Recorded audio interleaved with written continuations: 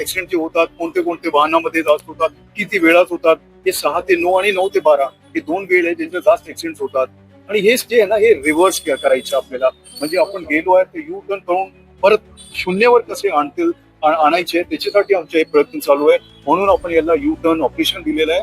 आणि याच्यात आता मागील 6 महिन्यामध्ये आपण जवळपास 40नी मृत्यू कमी करण्यात यश आपल्याला मिळालेलं आहे या शहरामध्ये. म्हणजे जवळपास 22% मृत्यू कमी झालेली याच्यात हा एक आहे. आणि याला आता आपल्याला पुढे घेऊन जायचं. या वर्षी जर आपण जवळपास 50% पर्यंत हे मृत्यू कमी करता आली आपल्याला, तो एक यश राहील आपल्याला असं वाटतंय.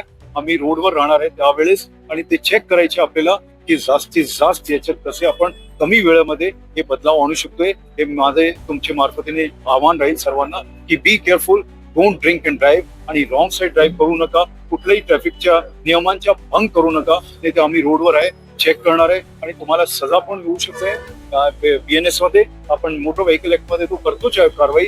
आणि याशिवाय तुमच्या लायसन्स कॅन्सल होऊ शकतोय, सस्पेंड होऊ शकतोय. असं आम्ही कडक भूमिका याच्यात घेणार आहे.